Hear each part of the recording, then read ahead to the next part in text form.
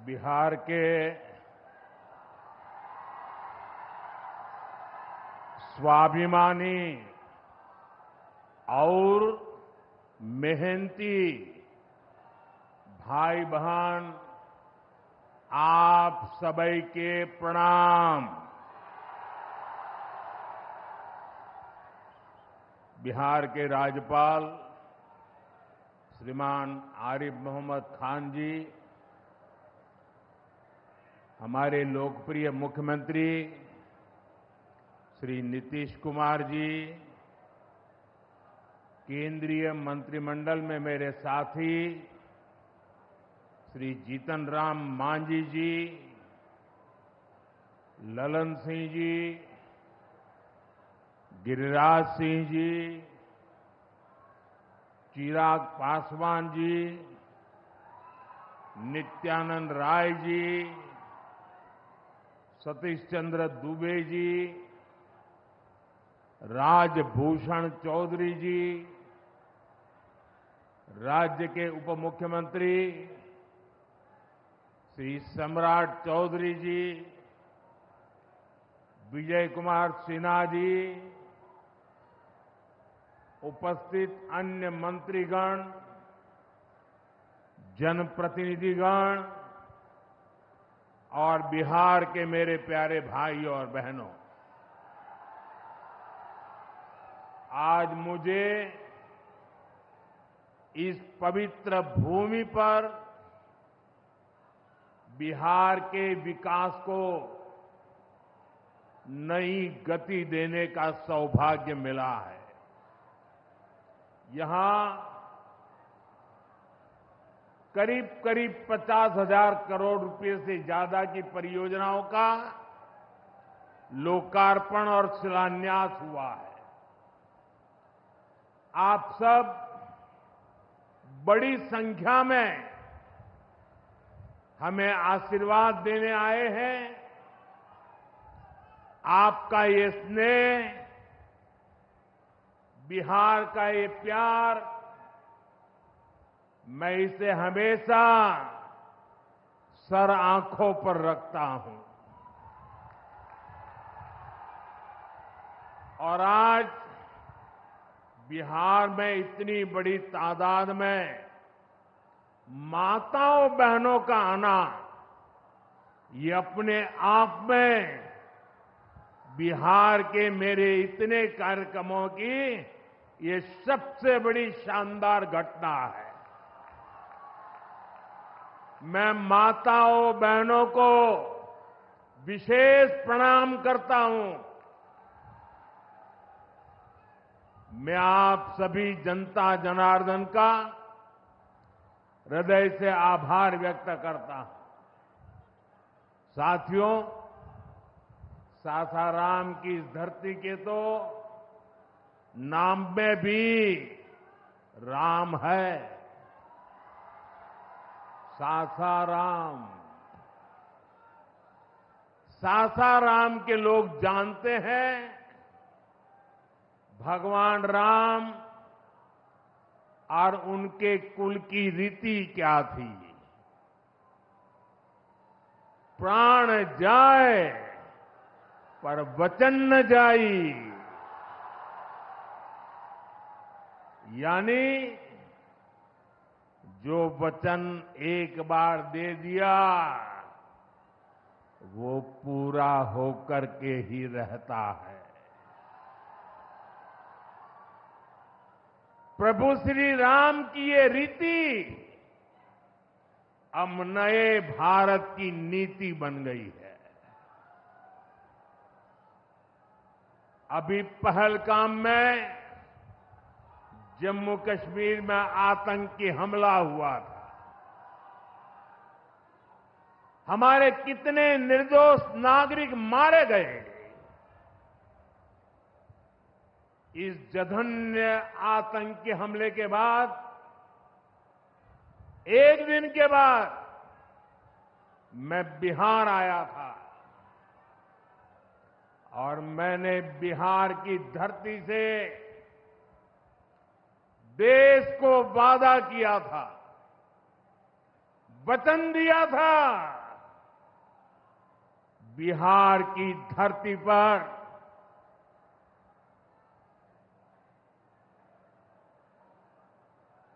आंख में आंख मिलाकर हमने कह दिया था, आतंक के आकाओं के ठिकानों को मिट्टी में मिला दिया जाएगा।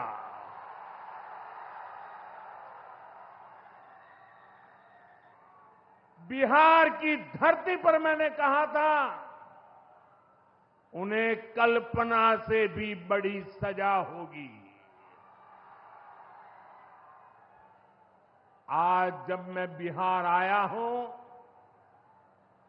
तो अपने वचन पूरा करने के बाद आया हूं।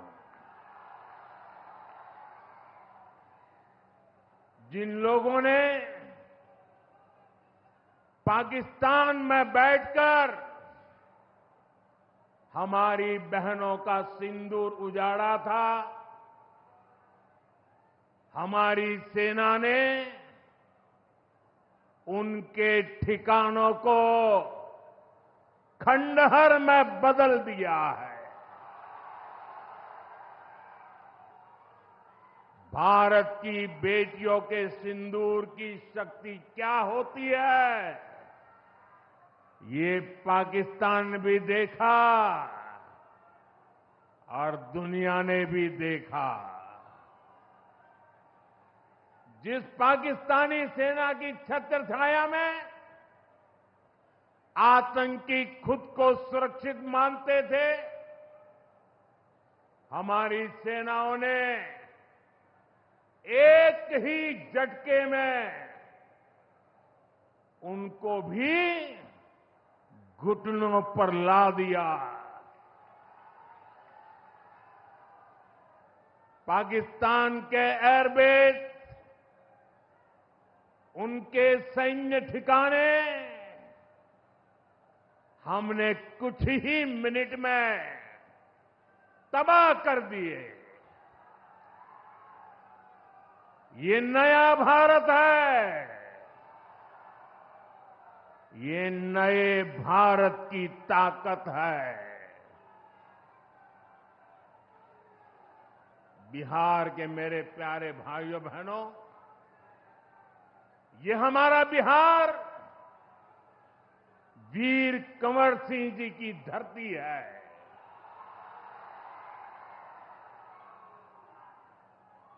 यहां के हजारों नौजवान देश की सुरक्षा के लिए सेना में, बीएसएफ में अपनी जवानी खपा देते हैं।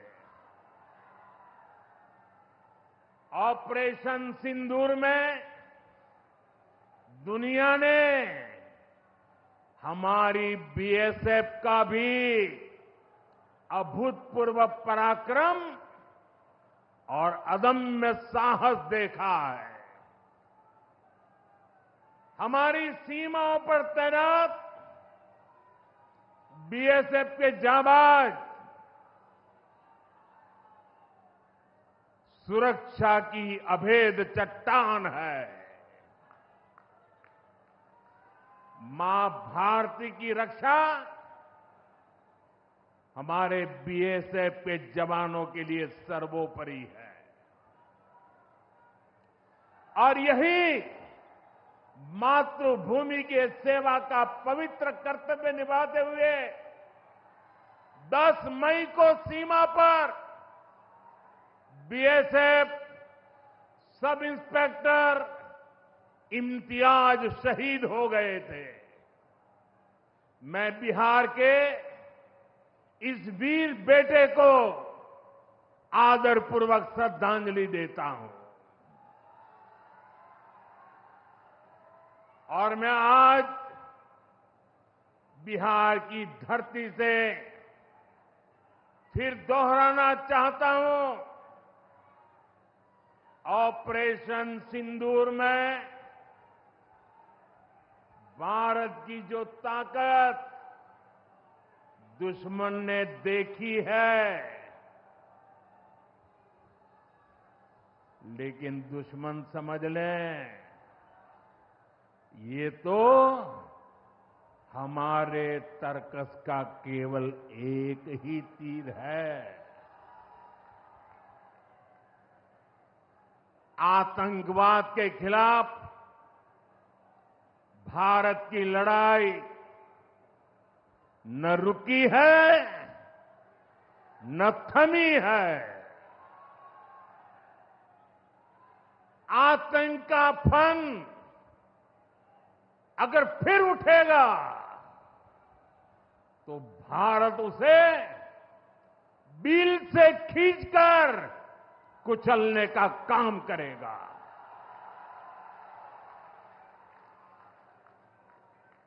साथियों, हमारी लड़ाई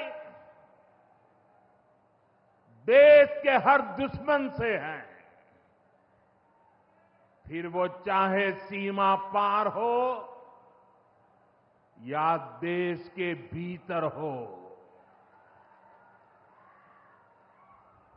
बीते वर्षों में हमने हिंसा और अशांति फैलाने वालों का कैसे खात्मा किया है, बिहार के लोग इसके साक्षी हैं। आप याद करिए, कुछ साल पहले तक सासाराम, कैमूर और आसपास के इन जिलों में क्या हालात थे,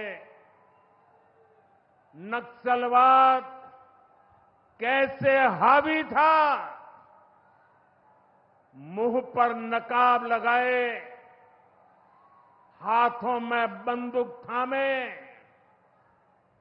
नक्सली कब कहां सड़कों पर निकल आए, हर किसी को ये खौफ रहता था। सरकारी योजना आती थी पर नागरिकों तक पहुंचती ही नहीं थी। नक्सल प्रभावित गांव में न तो अस्पताल होता था, न मोबाइल टावर,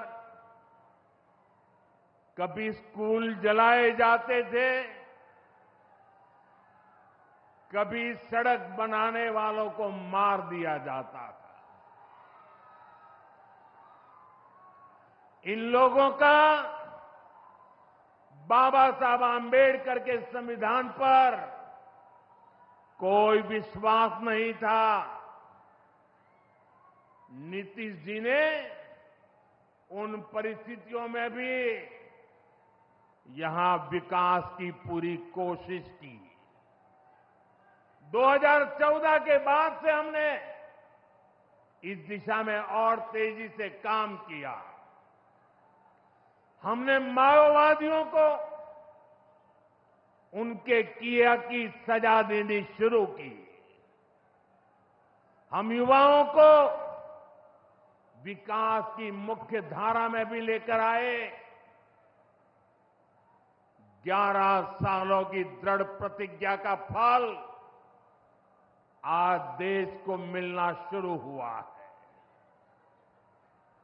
2014 से पहले देश में 125 से ज्यादा जिले नक्सल प्रभावित थे। अब सिर्फ 125 से ज्यादा, अब सिर्फ 18 जिले नक्सल प्रभावित बचे हैं। अब सरकार सड़क भी दे रही है, रोजगार भी दे रही है। वो दिन दूर नहीं जब माओवादी हिंसा का पूरी तरह से खात्मा हो जाएगा। शांति, सुरक्षा, शिक्षा और विकास गांव-गांव तक बिना रुकावट के पहुंचेंगे। साथियों, जब सुरक्षा और शांति आती है तभी विकास के नए रास्ते खुलते हैं। यहां नीतीश जी के नेतृत्व में जब जंगल राज वाली सरकार की विदाई हुई तो बिहार भी प्रगति के मार्ग पर आगे बढ़ने लगा। टूटे हाईवे, खराब रेलवे, गिनी चुनी फ्लाइट कनेक्टिविटी, वो दौर अब इतिहास बन चुका है, पीछे छूट रहा है। साथियों, कभी बिहार में एक ही एयरपोर्ट था, पटना। आज दरभंगा एयरपोर्ट भी शुरू हो गया है। अब यहां से दिल्ली, मुंबई, बेंगलुरु जैसे शहरों की फ्लाइट मिलती है। बिहार के लोगों की लंबे समय से मांग थी कि पटना एयरपोर्ट के टर्मिनल को आधुनिक बनाया जाए। अब ये मांग भी पूरी हो गई है। कल शाम मुझे पटना एयरपोर्ट की नई टर्मिनल बिल्डिंग का लोकार्पण करने का सौभाग्य मिला है। ये नया टर्मिनल अब 1 करोड़ यात्रियों को संभाल सकता है। बिहटा एयरपोर्ट पर भी 1400 करोड़ रुपए का निवेश हो रहा है। साथियों, बिहार में आज हर तरफ 4 लेन और 6 लेन सड़कों का जाल बिछ रहा है। पटना से बक्सर, गया जी से डोभी, पटना से बोध गया जी, पटना, आरा, सासाराम, ग्रीनफील्ड कॉरिडोर, हर तरफ तेजी से काम हो रहा है। गंगा, सोन, गंडक, कोसी समेत सभी प्रमुख नदियों पर नए पुल बनाए जा रहे हैं। हजारों करोड़ की ऐसी परियोजनाएं बिहार में नए अवसरों और संभावनाओं का निर्माण कर रही है। इन प्रोजेक्ट से हजारों युवाओं को रोजगार मिलेगा। यहां टूरिज्म और व्यापार दोनों को फायदा होगा। साथियों, बिहार में रेलवे की हालत भी अब तेजी से बदल रही है। आज बिहार में वर्ल्ड क्लास वंदे भारत ट्रेनें चल रही हैं। रेलवे लाइनों को डबल और ट्रिपल किया जा रहा है। छपरा, मुजफ्फरपुर, कटिहार जैसे इलाकों में काम तेजी से चल रहा है। सोननगर और अंडाल के बीच मल्टी ट्रैकिंग का काम चल रहा है, जिससे ट्रेनों का आना जाना तेज होगा। सासाराम में भी अब 100 से ज्यादा ट्रेनें रुकती है। यानी हम पुरानी समस्याओं को भी दूर कर रहे हैं और रेलवे का आधुनिकीकरण भी कर रहे हैं। भाइयों बहनों, ये काम पहले भी हो सकते थे, लेकिन जिनके ऊपर बिहार को आधुनिक ट्रेनें देने की जिम्मेदारी थी, उन्होंने रेलवे में भर्ती के नाम पर आपकी जमीन लूटने का काम किया। गरीबों की जमीन लिखवा ली। सामाजिक न्याय की उनकी यही तरीके थे। गरीब को लूटना उनके अधिकारों को लूटना, उनकी मजबूरी का फायदा उठाना और खुद राजाशाही की मौज करना। बिहार के आप लोगों को जंगल राज वालों के झूठ और धोखे, उससे आगे भी सावधान रहना बहुत जरूरी है। साथियों, बिजली के बिना विकास अधूरा है। जब बिजली होती है तो औद्योगिक विकास होता है। जब बिजली होती है तो जीवन आसान होता है। और 21वीं सदी तो टेक्नोलॉजी से दौड़ने वाली सदी है। इसलिए डगर डगर पर बिजली की जरूरत रहने वाली है। बीते वर्षों में बिहार में बिजली उत्पादन पर बहुत जोर दिया गया है। आज बिहार में बिजली की खपत 10 साल पहले से 4 गुना हो गई है। नबीनगर में एनटीपीसी का बड़ा पावर प्रोजेक्ट बन रहा है। इस पर 30,000 करोड़ रुपया खर्च किए जाएंगे। इससे बिहार को 1500 मेगावाट बिजली मिलेगी। बक्सर और पीर पैंती में भी नए थर्मल पावर प्लांट शुरू हो जाएंगे। भाइयों बहनों, अब हमारा ध्यान भविष्य की ओर है। हमें बिहार को ग्रीन एनर्जी की ओर लेकर जाना है और इसलिए कजरा में सोलर पार्क का निर्माण भी हो रहा है।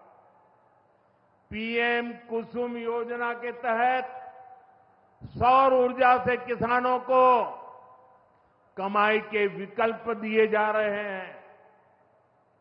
रिन्यूएबल एग्रीकल्चर फीडर से खेतों को बिजली मिल रही है।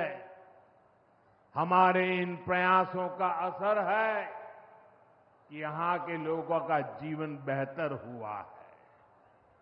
महिलाएं खुद को सुरक्षित महसूस कर रही है। साथियों, जब राज्य में आधुनिक इंफ्रास्ट्रक्चर आता है तो सबसे ज्यादा लाभ गांव, गरीब किसान और छोटे उद्योगों को होता है, क्योंकि वो देश विदेश के बड़े बाजारों से जुड़ पाते हैं। प्रदेश में नया निवेश आता है तो नए अवसर बनते हैं। आप देखिए, पिछले साल हुई बिहार बिजनेस समिट में बड़ी संख्या में कंपनियां यहां निवेश के लिए आगे आई।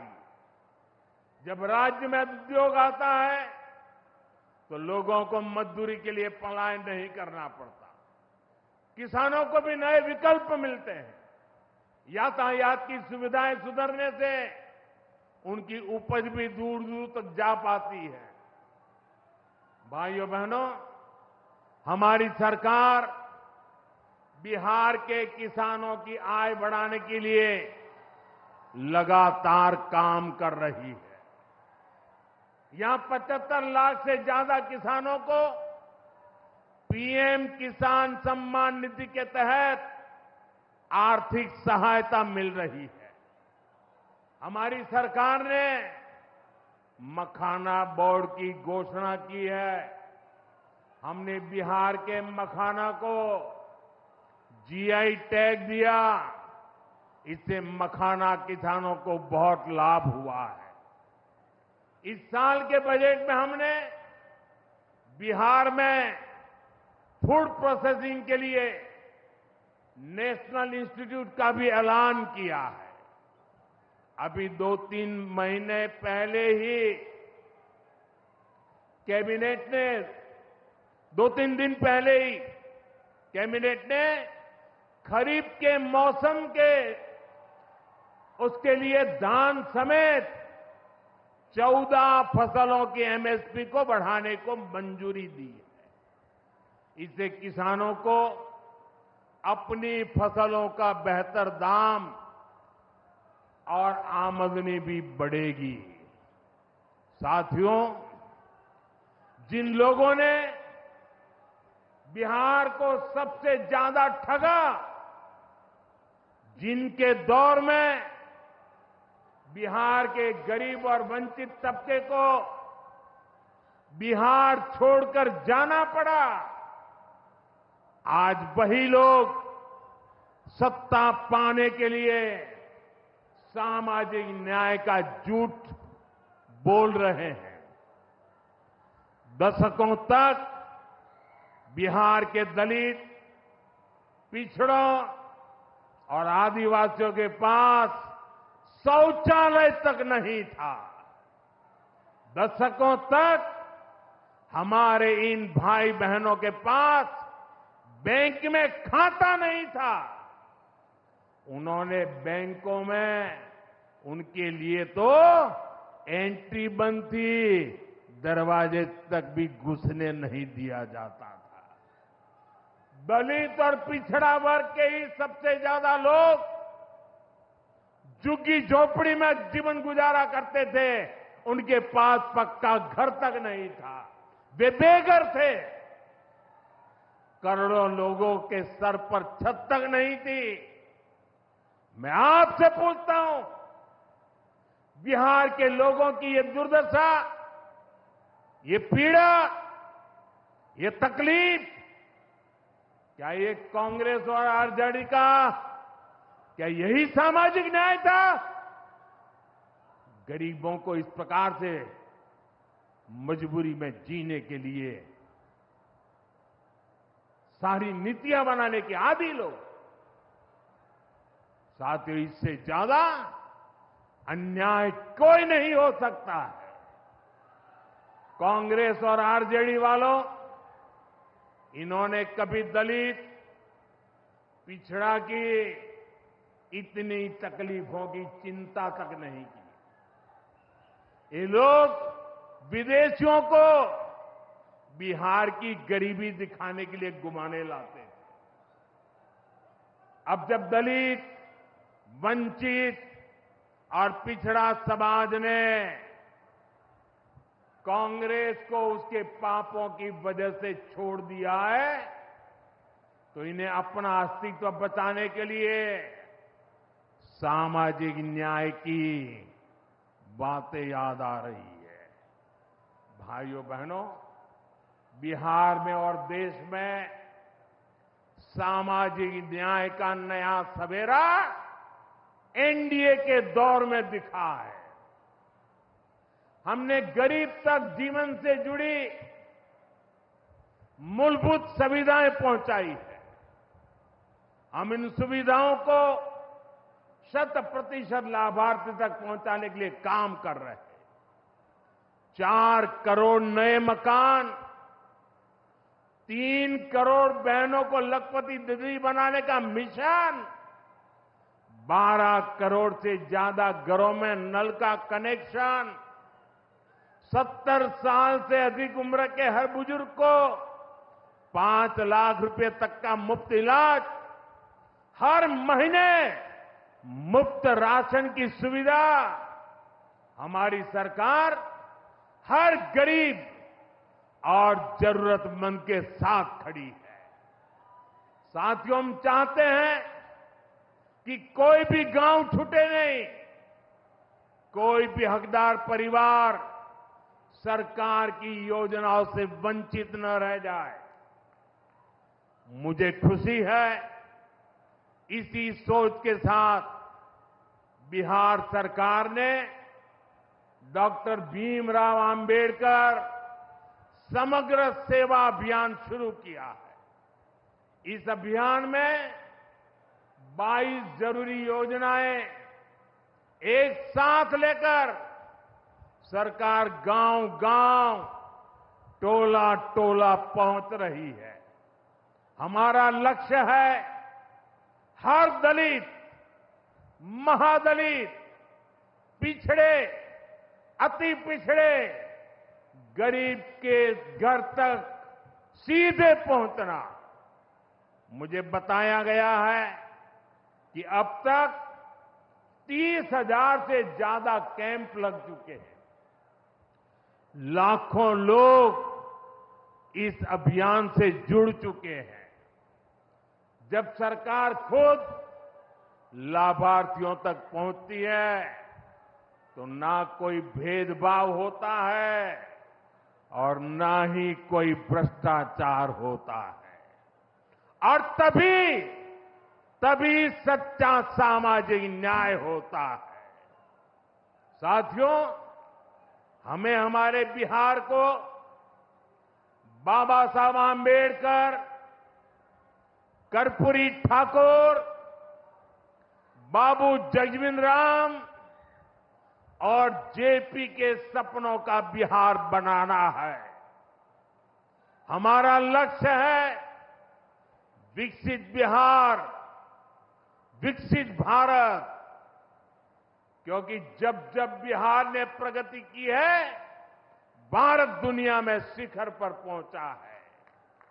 मुझे विश्वास है हम सब मिलकर विकास की रफ्तार को और आगे बढ़ाएंगे।